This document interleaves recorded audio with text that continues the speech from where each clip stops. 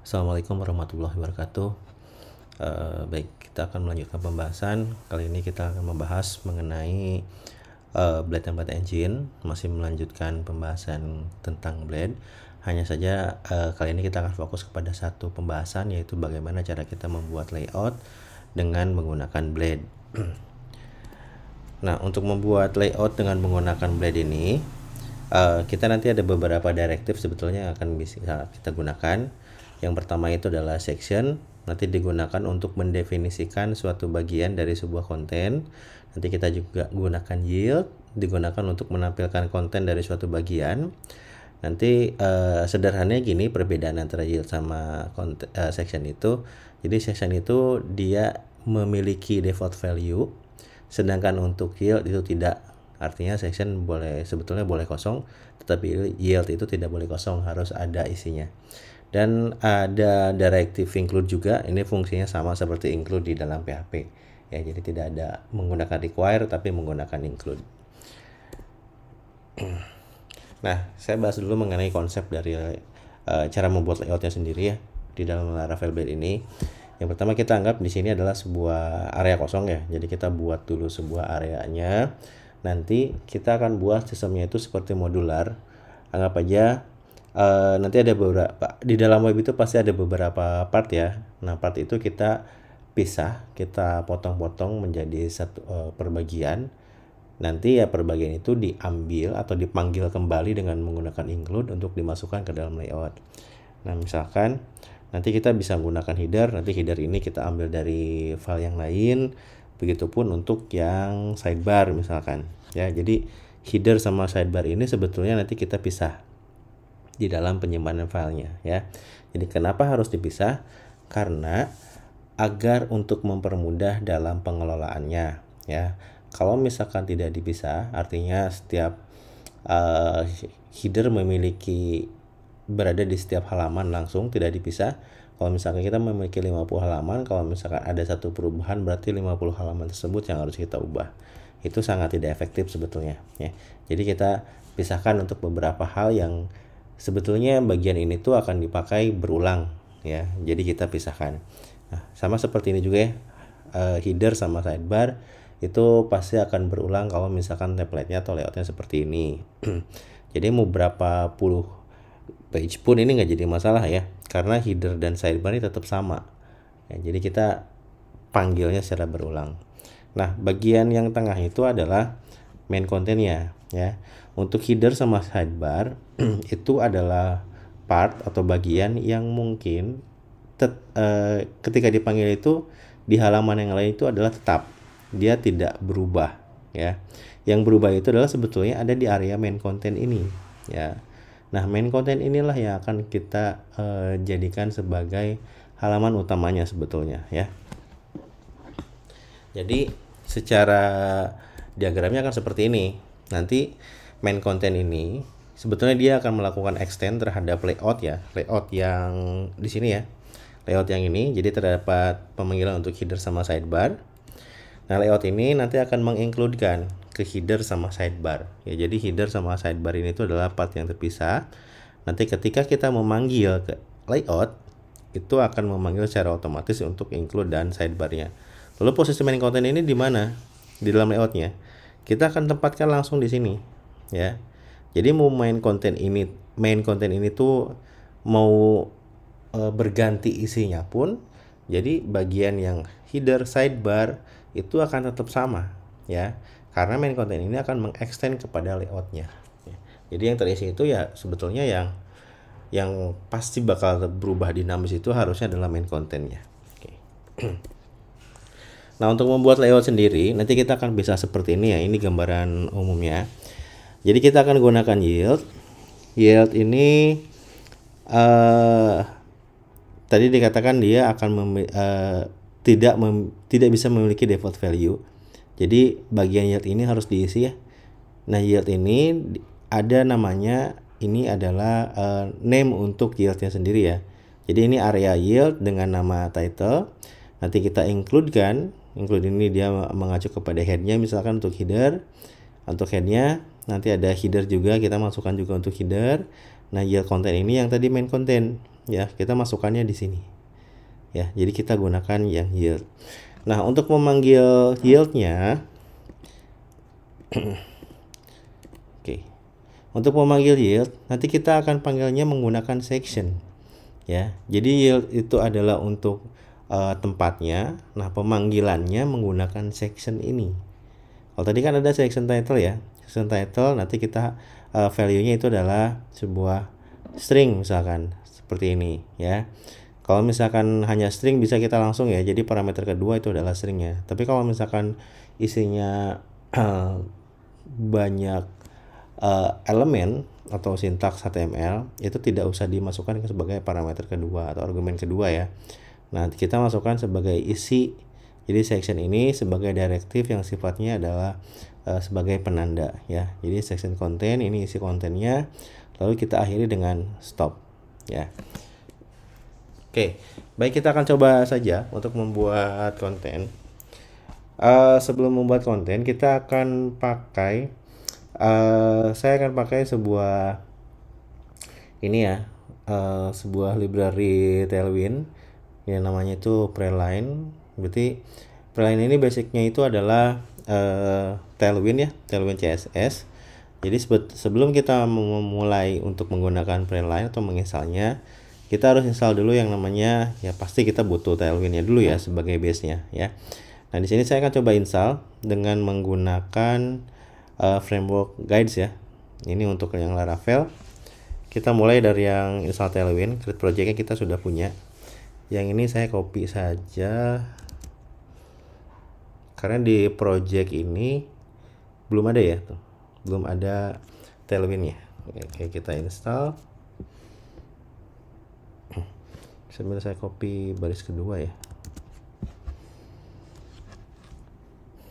Oke, sudah selesai. Kita install yang kedua. Oke, Tailwind sudah ada di sini ya.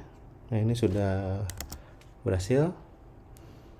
Oke, ini kita masukkan kontennya ya. Kontennya saya copy saja semua yang ini. Kita ikuti saja lah aturannya dulu ya. Sudah add Tailwind kepada app ya. Jangan lupa ikutin aja tahapannya. Berarti kita buat di sini file, bukan buat ya, ini sudah ada resource CSS app CSS. Berarti di resource CSS app CSS kita paste di sini. Kita lihat lagi. Oke, ini npm run build sudah jalan. Nanti di setiap halamannya kita harus sertakan feed ini ya. Jadi yang feed ini dia akan merunning ke halaman yang ini, FCSS ini ya sebagai base nya.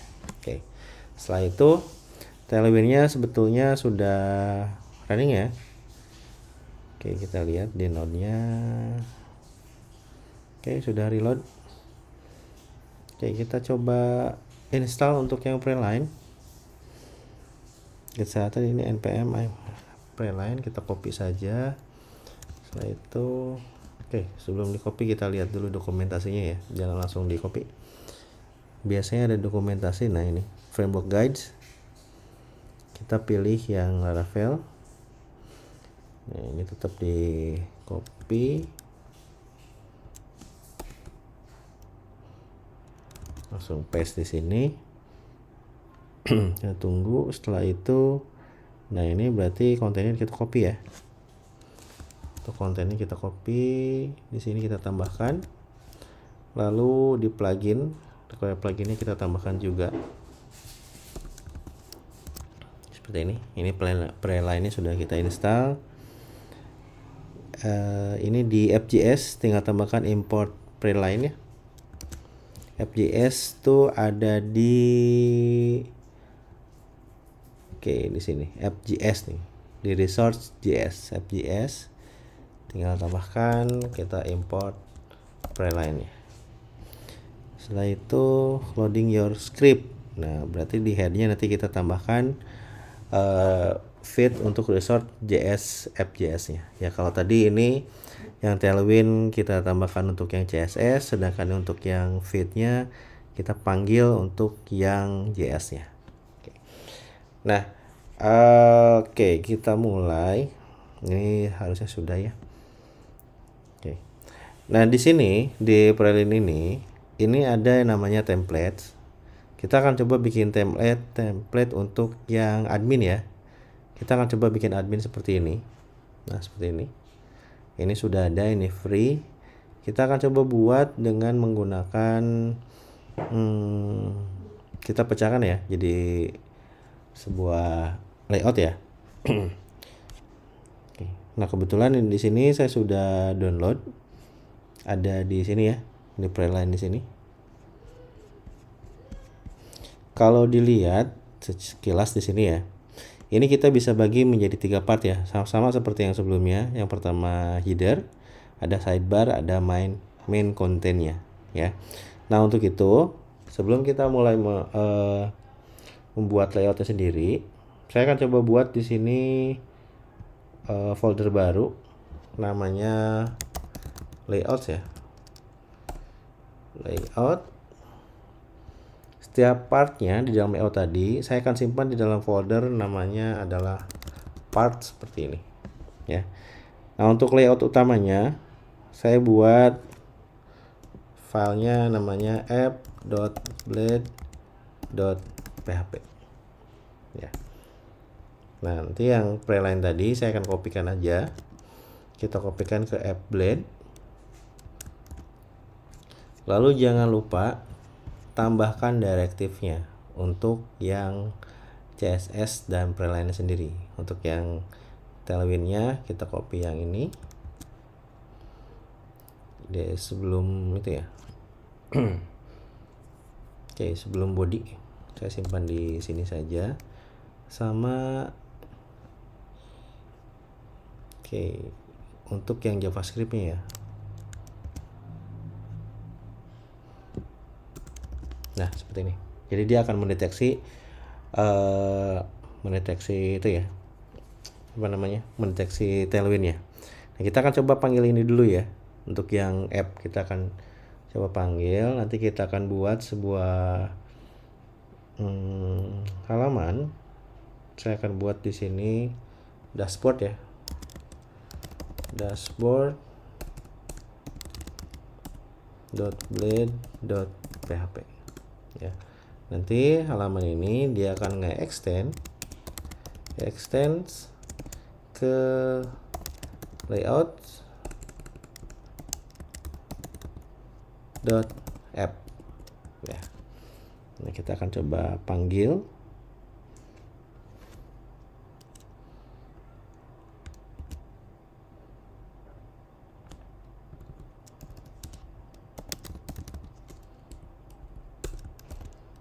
Oke, saya akan panggil di sini dashboard. Sudah ada belum?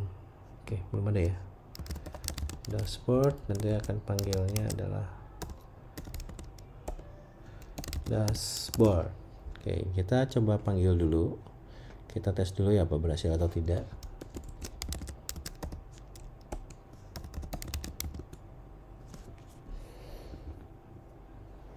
Nah, ini sudah ya. Cuma dia tidak menggunakan itu ya, dark mode ya, agak sedikit berbeda, nggak apa-apa. Yang terpenting ini sudah sesuai. Oke, datanya udah bisa. Oke, setelah itu, nah kita akan coba pecah ya di sini antara yang header sama yang sidebar sama kontennya. Karena yang dipecah itu sebetulnya kita simpannya yang kemungkinan tidak akan terus berubah. Berarti kita ada dua di sini ya, antara header sama sidebar. Jadi kita buat file partnya ini di layout yang part. Kita tambahkan untuk kita buat untuk yang atas tuh saya buat sebagai header saja ya. blade.php. Satu lagi untuk yang sidebar. sidebar.blade.php. Nah, di sini di app-nya ini kita tinggal potong sebetulnya ya. Nah, di sini sudah kelihatan ini bagian header nih, sudah ada pattern-nya. Kita pointernya masukin saja di sini. Lalu kita scroll ke bawah. Tinggal cari penutup headernya. Nah, ini end header ya. Kita cut. Lalu kita masukkan ke header. Tinggal paste saja. Lalu di app-nya yang tadi ya, yang sudah dihapus, di sini kita tambahkan include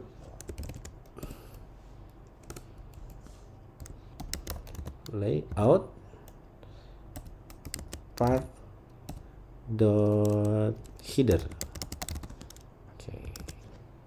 Ini untuk menghubungkan ke yang header yang tadi ya. Karena kita sudah pisahkan. Oke, kita refresh, ini tidak jadi masalah ya, Mas. Ini masih tetap. Oke, berarti proses pertama berhasil. Nah, untuk itu selanjutnya di sini ada breadcrumb ya. Breadcrumb sampai ke sini. Oke, kita akan coba tambahkan breadcrumb ini ya. Berarti kita buat partnya breadcrumb blade.php. Berarti kita pakai di sini breadcrumbnya sampai ke end, di cut, kita paste di sini. Oke. Lalu saya buat untuk include-nya layout.part.breadcrumb seperti ini. Layout. Oke, kita refresh dulu.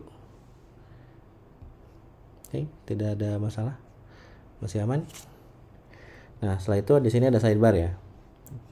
Sidebar tinggal kita cari saja area sidebarnya. Sidebar, pilih di pointernya ya, kita scroll ke bawah, kita cari N untuk yang sidebarnya. Nah, ini ada N sidebar. Nah, ini saya cut sidebar.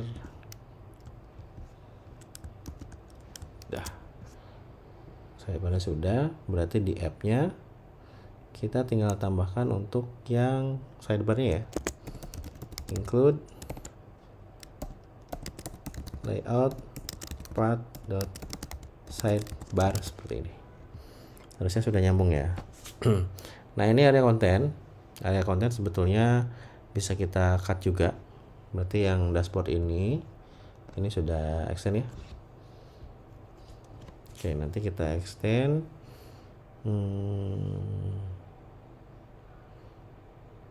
Oke. Setelah kita extend, sebentar, ini kita lihat dulu areanya ya. Area dari total user ini dari card mulainya. Nah, sepertinya mulai dari sini ya. Berarti untuk grid ini masih masuk dari konten sampai ke grid. Gridnya sebentar, 4 gap 6. Oke. Sepertinya grid juga bukan ya. Kita coba dulu ya. Kita cutnya dari grid karena grid itu sebetulnya sedang membuat yang ini ya, pembuatan untuk yang grid yang ini. Berarti kita cut dari grid, kita cari end gridnya di bawah karena ini lumayan banyak ya. Kita scroll aja ke bawah, hampir ke ending ya, tapi end card, end content. Ini tadi kita mulainya 2 ya. Sebentar. Oh ya, sisakan 2 penutup div berarti di bawahnya. Berarti tadi end bar harusnya end card. Nah, sampai sini ya. Kita cut. Kita masukkan di dashboard ya. Nanti kita masukkan di sini. Oke, saya save dulu. Nah, oke, saya masukkan di sini.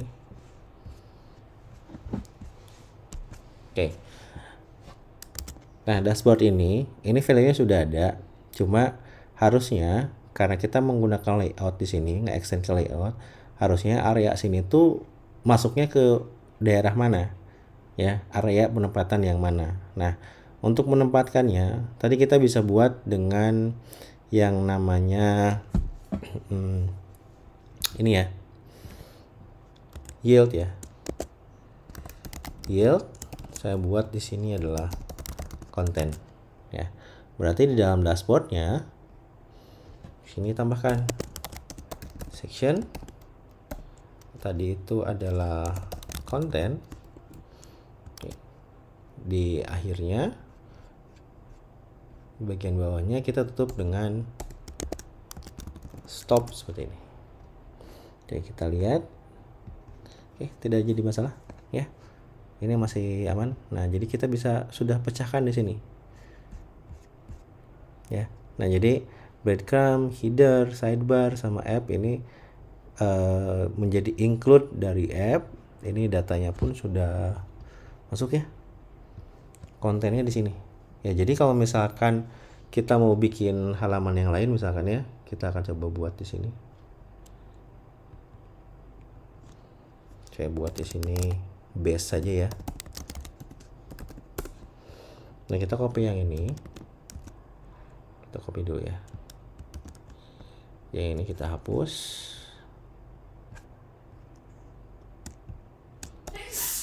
Nah, ini jadi layout. Setiap kita membuat sebuah halaman lain ya, kita butuhnya cukup seperti ini saja. Tanpa harus membuat dari awal, menentukan, mendeskripsikan dan sebagainya, tidak perlu. Ya, karena kita sudah menghubungkan ke extend layout. Nah, layout ini pun nanti ke extend ke setiap partnya tadi. Jadi tidak perlu kita buat dari awal lagi. Kita hanya butuh yang kita lakukan adalah tadi di sini mengubah isi kontennya saja, karena header sama sidebar itu pasti tetap akan sama, tidak akan berubah. Ya, jadinya kita hanya butuh seperti ini saja. Ya, oke, contohnya ya, kita akan coba tambahkan. Kita akan buat di sini adalah base ya. Ini adalah base juga. Kalau kita tambahkan di sini base, nah ini kosong. Berarti yang ditambahkan tinggal yang base tadi ya. Saya tambahkan value-nya di sini. H1 misalkan. Layout. Nah, ini ada layoutnya. Tinggal kita kontennya, isinya diberubah di sini. Sisanya itu tetap sama. Ya. Nah, tadi kita buat layout juga di sini di app. Kita juga bisa mengganti, anggap saja kita title-nya ganti ya. Kita akan coba sedikit bagaimana membuat yield-nya ya. Nah, untuk menggantinya saya buatkan yield di sini. Yield title seperti ini ya. Kalau tadi tidak ada defaultnya ya. Oke, ini langsung base saja ya.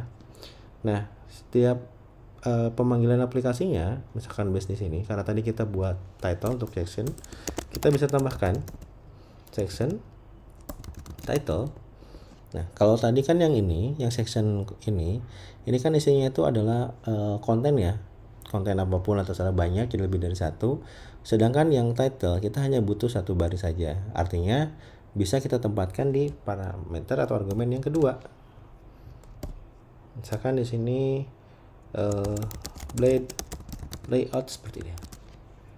Kita save, kita lihat di sini title-nya sudah berubah jadi blade layout ya. Jadi cara penggunaannya berbeda ya. Jadi yang section kalau misalkan hanya untuk string saja, satu baris, kita gunakan langsung saja sebagai parameter kedua. Tapi untuk konten, untuk isi webnya, kita pisahkan seperti ini dan ditutup dengan menggunakan stop. Ya, dan ini sudah bisa. Ya, tadi base seperti ini. Kalau misalkan dashboard pun ini masih tetap sama. Jadi yang berubah itu adalah bagian main-nya ya, bukan secara keseluruhan. Jadi kalau misalkan nanti mau ada perubahan di header ataupun di sidebar, yang dirubah ya tetap hanya cuma di yang bagian partnya ini. Headernya kita ganti seperti apa, breadcrumb-nya seperti apa, sidebar punya pun ini seperti apa. Jadi sifat pembagiannya atau maintenance-nya akan lebih mudah dibandingin kalau misalkan kita tampilkan keseluruhan di dalam satu file. Ya.